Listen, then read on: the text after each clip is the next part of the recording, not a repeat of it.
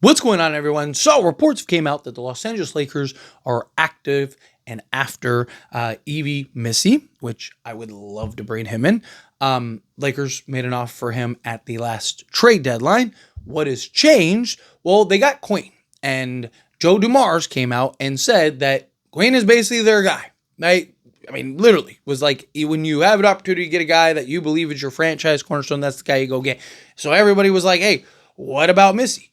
Right? I talked about it, in live streams, stuff like that. As soon as that happened, I was like, hey, Pelicans could be one of those teams that end up happening. Now, Lakers are active in not just Missi, but also there was reports that they're after Nick Richards as well as a Robert Williams. But I want to talk about Missi because he's the guy that I think if you can land, you can get, or you should get. Obviously, Walker Kessler's still my guy.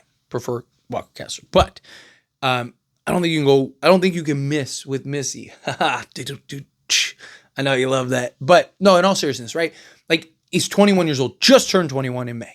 And so he's young. I mean, he's younger than the draft pick we just got this year, right? So he's a guy that has a ton of upside, a ton of potential, very raw, the ideal kind of Luka type of center, a guy that you could have as your franchise center for the next 10 years.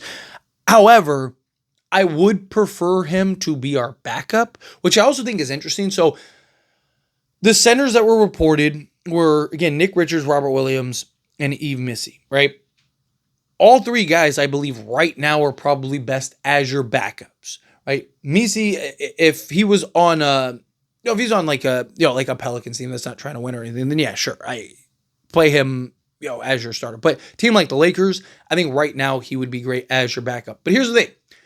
DeAndre Ayton's available, right? And even if you get Ayton, you still need a backup. You still need somebody that you can trust that can slot in, come in, play the role in a backup, right? So I look at the potential acquisition of Missi as like, okay, he could be your backup for a year or two. You bring in Ayton and then slowly make that transition, right? So then Ayton, he signs 2 years, $16 million, and then once that is done and expires, then you bring in Missi, and he'll just be 23 years old, right? So that's kind of the difference that I like about this. Now, you got to keep in mind, Missi he's not a true 7-footer. He's 6'11".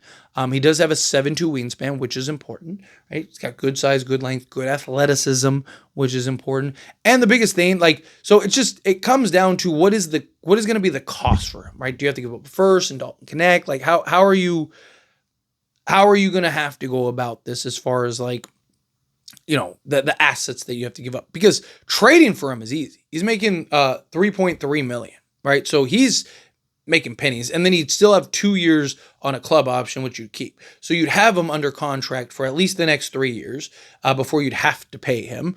And even then, that contract's probably, unless he really becomes something, right, it's probably not going to be insane. And if it is, then that's probably good, because that means the Lakers are probably in a really good place, in a really good position. So the thing is that I do think going and getting just having the option to get DeAndre Ayton, I do think it helps more if you actually sign him. But as soon as Ayton became available, I think it changed everything for the Lakers as far as trying to go trade for a center.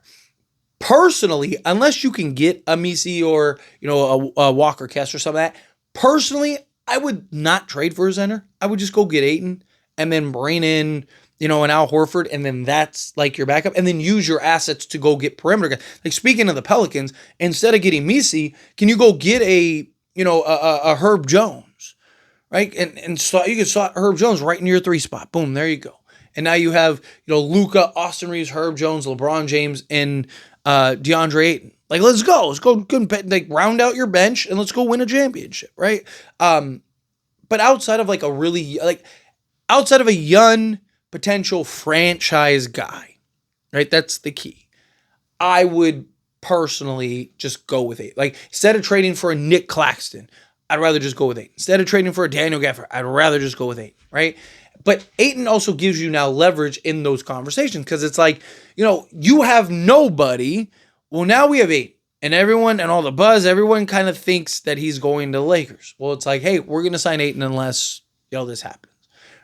I also believe that the Lakers know Ayton's coming, but also if you sign DeAndre Ayton, it changes the way that you can approach these conversations as far as trades go, right? Because there were reports that the Lakers, teams were looking at the Lakers as desperate and they were trying to jack up the price on the Lakers. Well, it's like you are desperate, right? Like, of course, you don't have anybody, right? So you need what I got. I'm the only one that has it, so let's go. Right? You don't have it, I have it. So guess who has the power, right? But if you go sign that guy, I made a whole video about this with Clint Capella because at the time we didn't know about Ayton. Ayton's an even greater example than Clint Capella because Clint Capella, you could argue like how much longer do you have? Where Ayton, I mean, he could be your starting center for the next 6 years if it works out, and he needs to really prove himself. Right? He needs to kind of get himself right. So I think that would put you in really good shape to kind of leverage these Missi trades and stuff like that, right? If you can get Missi, I think you go get Missi. Right? He's not going to cost a ton player-wise. It's just the asset-wise. Are you really giving up a first and connect for him? I probably wouldn't. Right? And like my whole argument would be like, you don't even believe he's your franchise guy, so why would we? We're looking for him as a backup, not a starter. We're signing DeAndre Ayton, right? Or maybe you sign Ayton and then you use that as your leverage, right? Sign Ayton and be like, look, we want to trade for Missi, but we want him as our backup. You want him as your backup because you believe Queen is your future. You said it yourself. You said he's the guy, right? If I was Missi, I'd probably, like, after watching that interview with Joe Dumars, I'd probably be like, yeah, like, if I'm not going to be your franchise guy, like, I might as well go somewhere where I could be. Right, where I can't be. If I'm going to be a backup my whole life, I might as well be a backup at a place that I want to be. Like, does he really want to be a Pelican backup? Would you rather be a Pelican backup or would you rather be a Laker backup with Luka Doncic, who's going to make you look great? Probably have a better chance of getting paid even as a backup if you're playing alongside Luka Doncic. So, like, all these things kind of matter and impact how this could potentially play out. But I want to get into Missi's kind of production last year because he did have a very good year last year. He is a very talented, gifted piece. Incredibly young.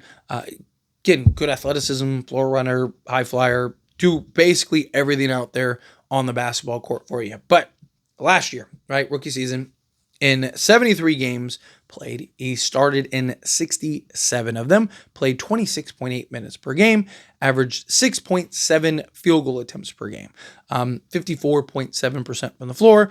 Not a floor spacer. Not a guy that's going to give you any shooting as of right now. Did an average in shots. Again, he is a Luka type of center, right? He's not really a LeBron type of center. He's more of a Luka type of center. But Ayton is a guy that can pick and pop, kind of operate in the mid-range. So, kind of do that, kind of operate Ayton like they did with Anthony Davis. Although Anthony Davis did at times, shoot threes and out at the three-point line. But you had times where he was kind of like, on the free throw line area, and then LeBron was able to kind of create that path. And then you could have Anthony Davis like the dump man, where you just dump it off to him and then you could just go finish over the top. And Ayton's a guy that has the athleticism, right? So, Ayton I'd look at as kind of more the LeBron guy. I mean, he's kind of the best of both LeBron and Luka guy. Where Missi, I think, is more of just like your Luka guy, right?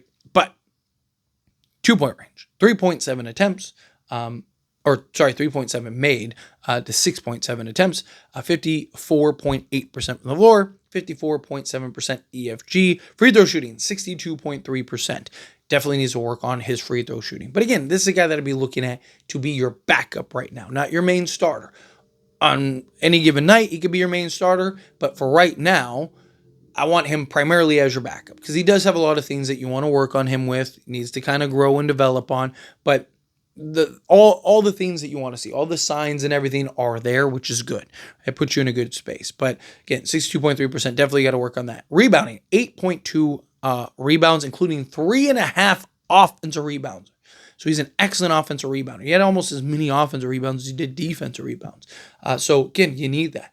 Second chance points, hustle, grit, dirty work, a guy that come in, play the role, do the dirty work, make the hustle plays, all of that. You need that, right? Then you look at the assist, 1.5 assists, half a steal, and 1.5 blocks per game with 9 points. You're talking about a 9 and 8 guy with 1.5 assists, half a steal, and 1.5 blocks in basically 26, 27 minutes of action. It's really good. It's a guy that really could have an impact. What's his per 36? Now, keep in mind, per 36 doesn't tell you everything, doesn't tell you the whole story. Kind of gives you an idea of like what you could expect if he was to be a full-time starter playing, 30 minutes a night, right? He would be 12 points, 11 rebounds, 2 assists, a steal, and 2 blocks per game. That's really good, right? Potential's there.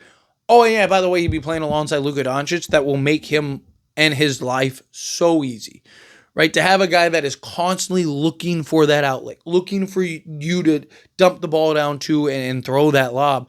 I mean, you couldn't ask for a better position if you're Missi, right? Like, if the Lakers can land him, beautiful. Again, I would look for him not as your starting center this year. I would look for him as your backup center this year, and then eventually make that transition into the starting role. Again, go get Ayton this year, trade for a Missi, and then now you have Missi as your backup. He's gonna play. He's gonna get to start probably 20 games or whatever. Right? Ayton's gonna miss at least probably 20 games. So you're gonna be able to make that transition. Boom, have that adjustment, and then eventually he'll be the guy. Right? But anyway, as always, this is a discussion. Pass a question to you. Let me know your thoughts and opinions down in the comments. That being said, if you haven't liked this video, hit that like button. Else if not, so we enjoy these types of videos, and I truly appreciate it. Not subscribe channel, hit that subscribe button. Turn on the bell notifications. Appreciate y'all. See you in the next one. Thank you.